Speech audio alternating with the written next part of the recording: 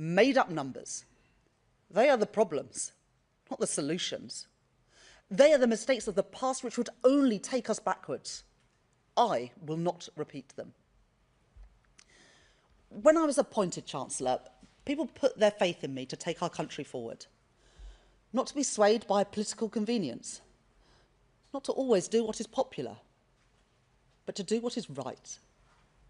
At the budget, I will continue to deliver on the priorities of the British people, cutting NHS waiting lists, cutting the national debt, and cutting the cost of living. And in the context of the long-term challenges on our productivity and heightened global uncertainty, any Chancellor of any party would be standing here today facing the choices that I face. The difference is in the priorities and the values that will guide those choices. Mine will be a budget for growth, with fairness at its heart, and a budget that supports businesses to create jobs and to innovate. As I take my decisions on both tax and spend, I will do what is necessary to protect families from high inflation and interest rates, to protect our public services from a return to austerity, and to ensure that the economy that we hand down to future generations is secure, with debt under control. If we are to build the future of Britain together, we will all have to contribute to that effort. Each of us must do our bit for the security of our country and the brightness of its future. There is a reward for getting these decisions right. To build more resilient public finances with the headroom to withstand global turbulence. Giving business the confidence to invest and leaving government freer to act when the situation calls for it. To continue to invest in our infrastructure and our industry to build a stronger economy. And to get the cost of borrowing down, spending less on debt interest and more on schools and on our health service. The Office of Budget Responsibility will make their forecasts at the end of this month. But let's be clear about what forecasts are. They're not visions of the future. They are a look in the rearview mirror. The OBR rightly make their predictions based on the data that has gone before. But I do not believe that our past has to determine our future, or that a stuttering economy, poor productivity, and falling living standards is somehow Britain's destiny. A brighter future is within our grasp.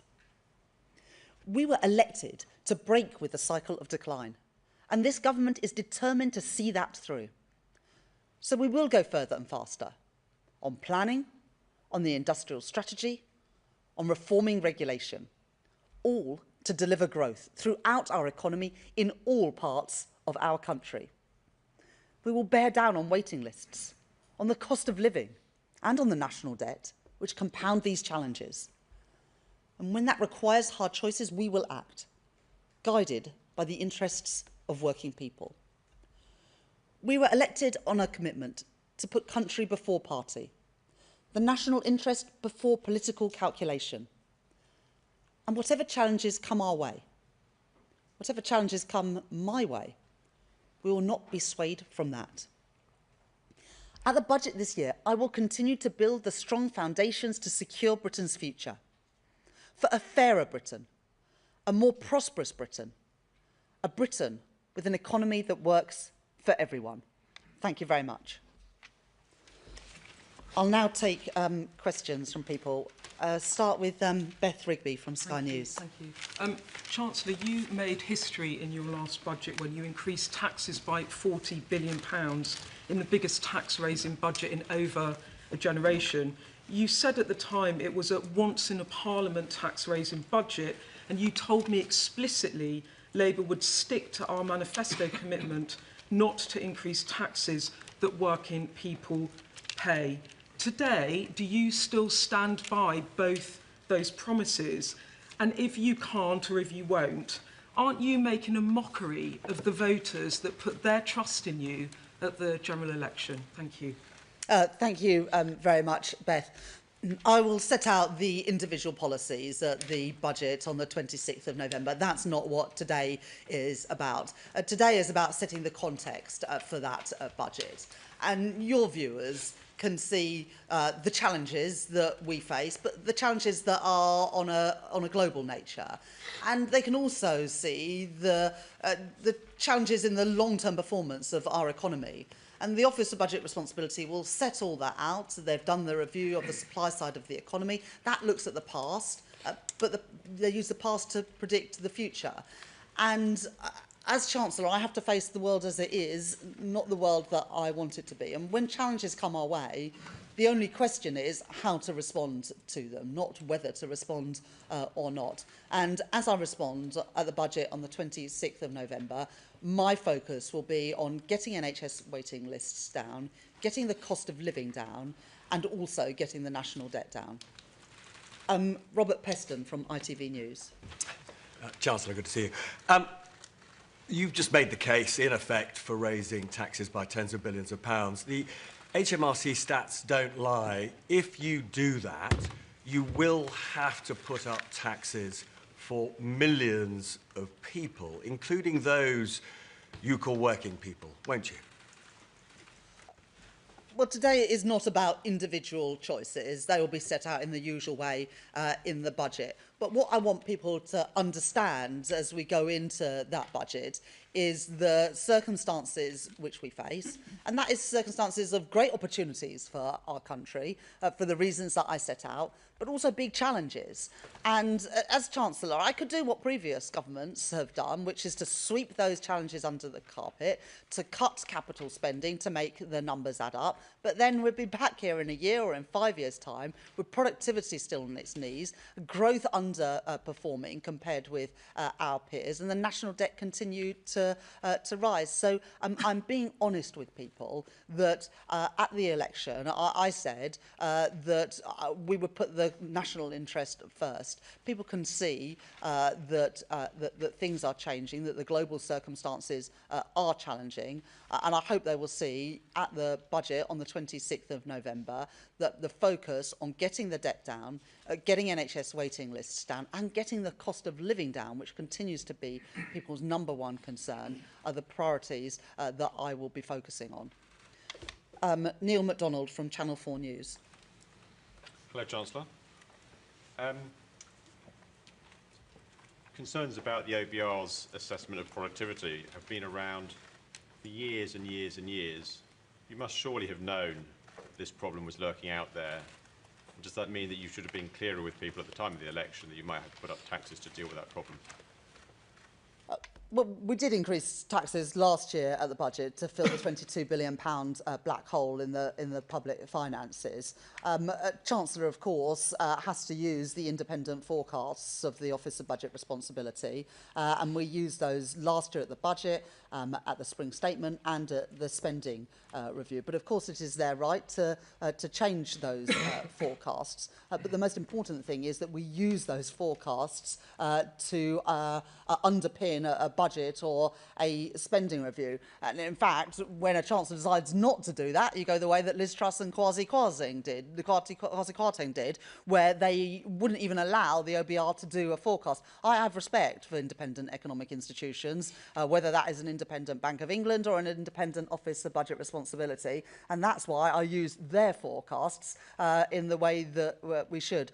But they will update, as we all know, their view about the supply side of the economy. They will set out the reasons for doing that and the reasons for their new assumptions on total factor productivity, the productivity predictions for the forecast. But forecasts are by their nature based on past data. I don't believe that the past is our destiny. I believe and I'm determined to defy those forecasts, but it is right that we use those forecasts to underpin our economic policy. Otherwise, I'm afraid it is the road to ruin, which is the road that Liz Truss and Kwasi Kwarteng chose, which is why we still have higher borrowing costs than every other G7 economy. That was not the case before that mini-budget. I'm determined to bring those borrowing costs down and to bring our national debt down. So instead instead of spending £1 in every £10 of taxpayers' money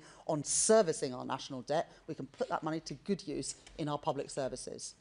Chris Mason from BBC News. Thank you, Chancellor. Chris Mason, BBC News. I've got your manifesto here from last year, and on page 21 it says explicitly that Labour will not increase taxes on working people, which is why we will not increase national insurance, the basic, higher or additional rates of income tax or VAT. What do you say to those who have listened to you this morning, and yes, they'll wait for your choices in a few weeks' time, but will say perhaps, crikey, it looks like the Chancellor's about to drive a coach and horses through either that promise or the promise from a year ago not to come back for more. And if I may, on last week's news, how did you manage to make such a mess of applying for a rental licence on your home, having championed the very policy yourself, and then managed to give one account to the Prime Minister, only to come back and have to give another one? Thank you. So I will set out the specific policy choices on the 26th of November, and that's the right thing to do. And we're going through that process and the iterative process with the OBR at the moment, with the forecast and different policy measures. What I want people to understand, and I think it is the right thing and the courteous thing to do, to explain those challenges, but also the principles that will guide me in confronting them. And that's what today's speech is about. You know, there would be a different route through this, as I said in a previous answer. I could say, as I said to Robert, and what previous chancellors did, was, OK, we've got these challenges coming our way. The easy thing to do would be to cut investment in housing, to cut investment in energy security, to cut investment in our transport infrastructure.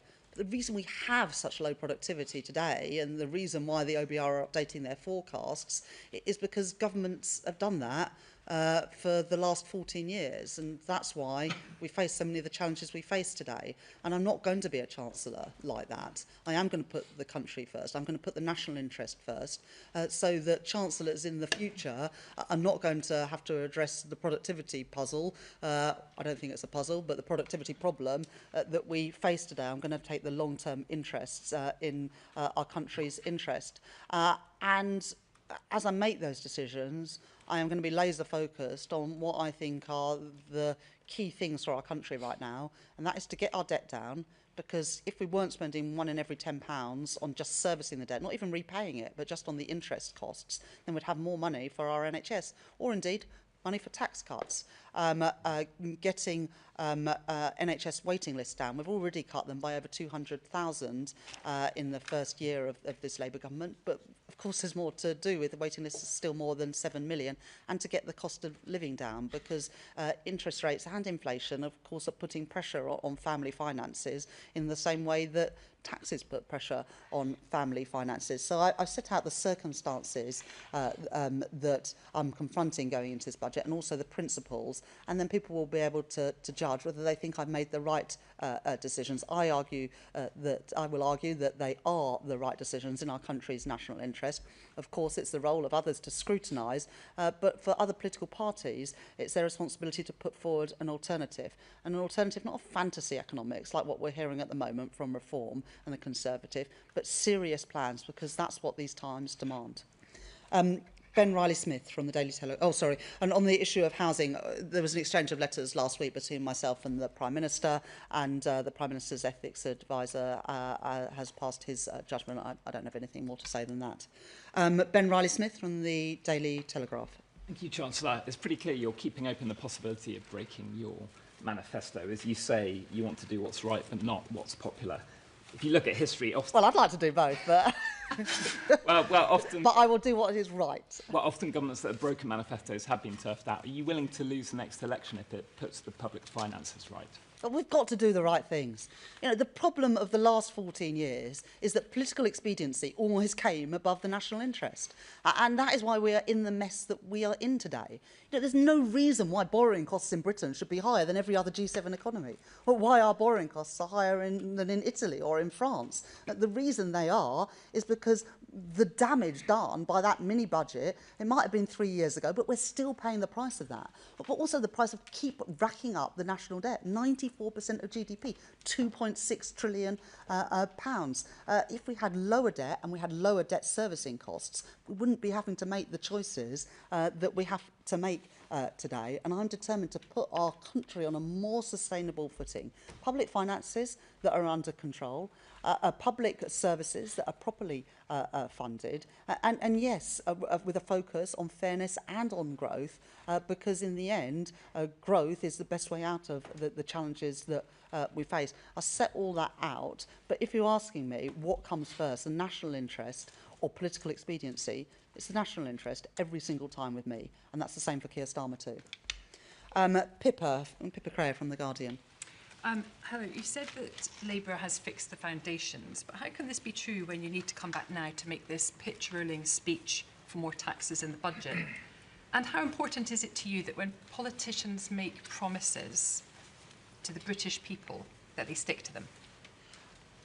So we did fix the foundations last year. We filled the £22 billion black hole in the public finances. We provided a vital injection into our public services. But crucially, by changing the fiscal rules to separate out day-to-day spending and capital spending, we were able to put an additional £120 billion into capital investment to improve our energy security, to build new rail and road infrastructure, to build the housing we need, and also the digital infrastructure that our country needs. But I think that everyone can see that this year has thrown further challenges our way.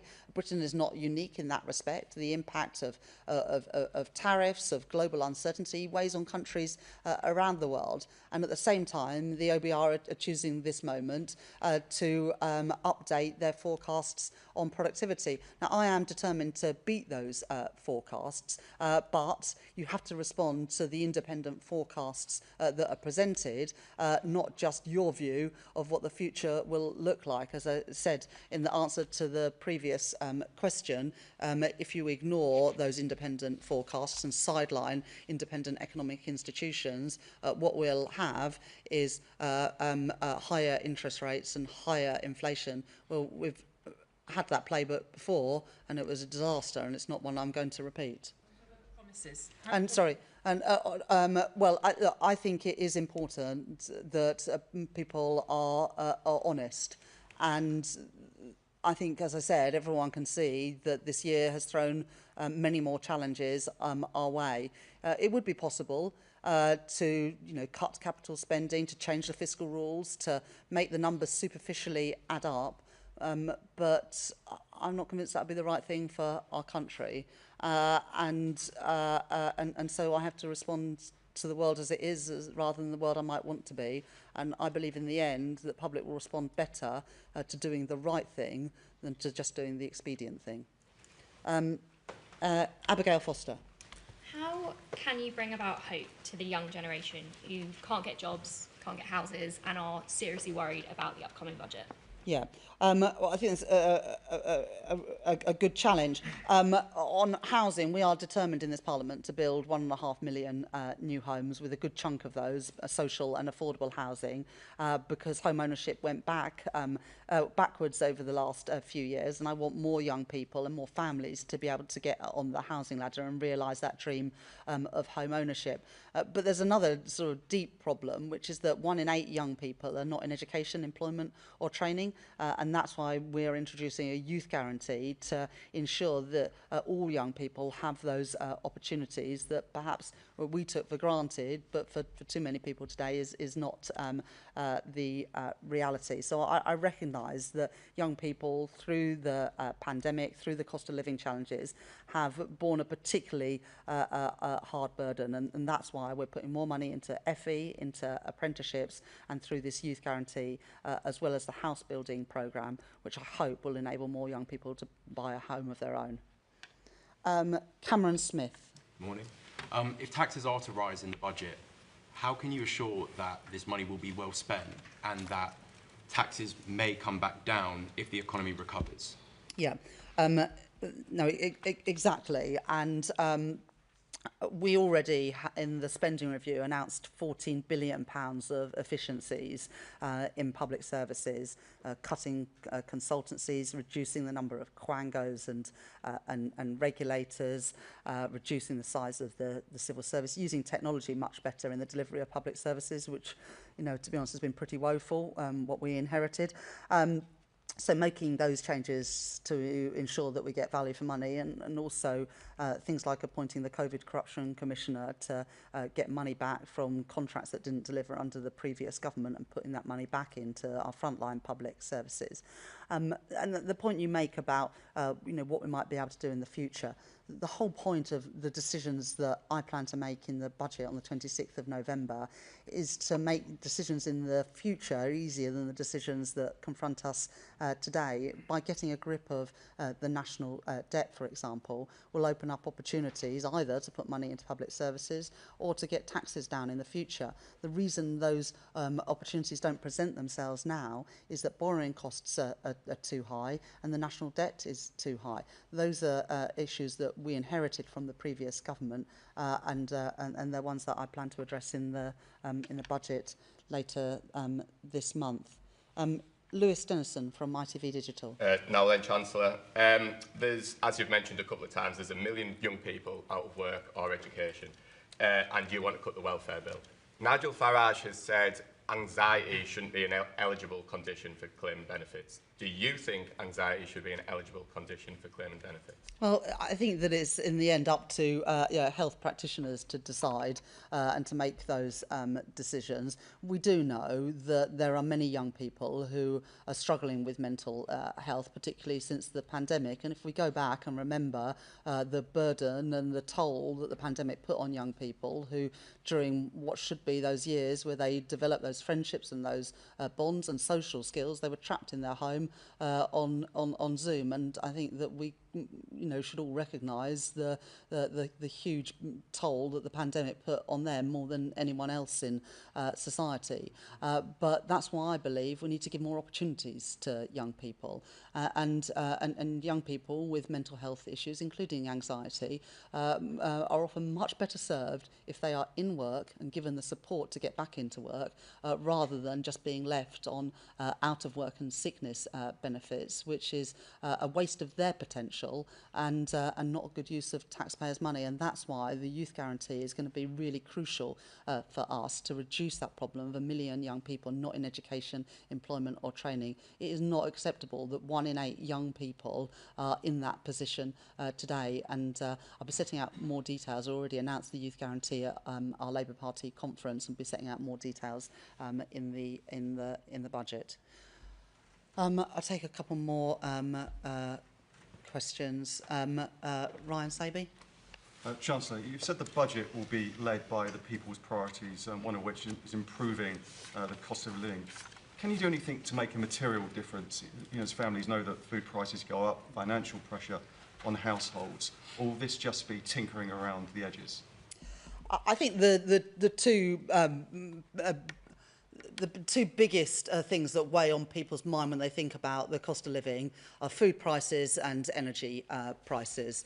On food prices, we set out last year a review of our business rates system, and we'll be setting out more detail in the budget on that. But I was really clear in opposition, and have been through my time as Chancellor, that we need to reform the business rate system so it's fairer for high streets and smaller businesses, and ensuring that those who operate just online pay their fair share of taxes. The current business rate system was designed for a previous age, not for a digital age, and so we'll be reforming the business rate system to hopefully give a bit more comfort to small businesses and high street businesses as well. And then the other challenge that people face are high energy prices, and this goes back to a sort of structural issue as well, that we haven't been building enough energy infrastructure in Britain, and when the pandemic when the Russia's invasion of Ukraine came along, we were too exposed to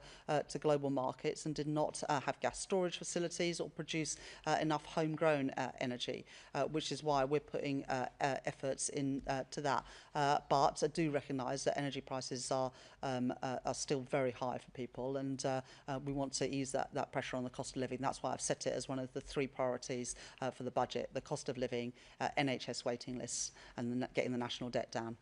George Parker from the FT. Thank you, Chancellor. You talked a lot about protecting the interests of working people.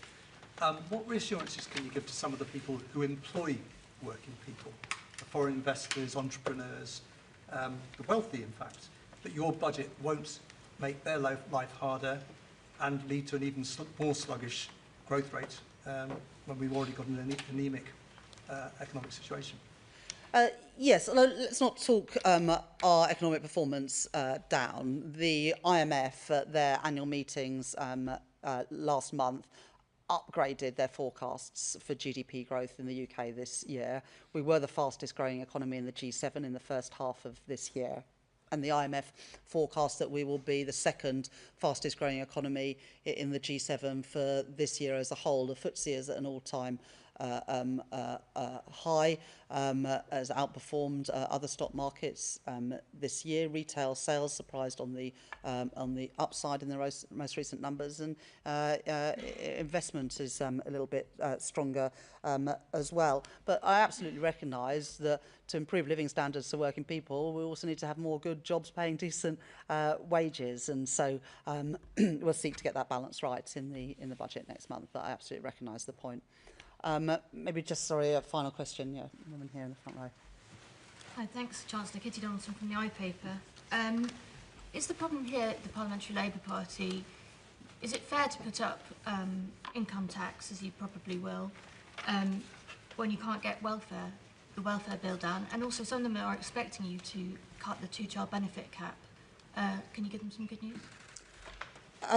So I think it's, I think it's a bit unfair to blame the Parliamentary Labour Party for the OBR supply side review, and that will likely be the biggest piece of news in terms of the economic and fiscal situation at the budget later this month. But look, all decisions have consequences, and if you spend more on one thing, there's less money to spend on something else. I've always been really clear about that. There isn't a magic money tree for any type of spending, and any decisions to spend in one area will have consequences for other areas as well. But the most impactful thing in the budget in terms of the change in the fiscal and economic outlook will be determined by productivity. Thank you very much. I'm sure we'll have other opportunities soon. Bye-bye.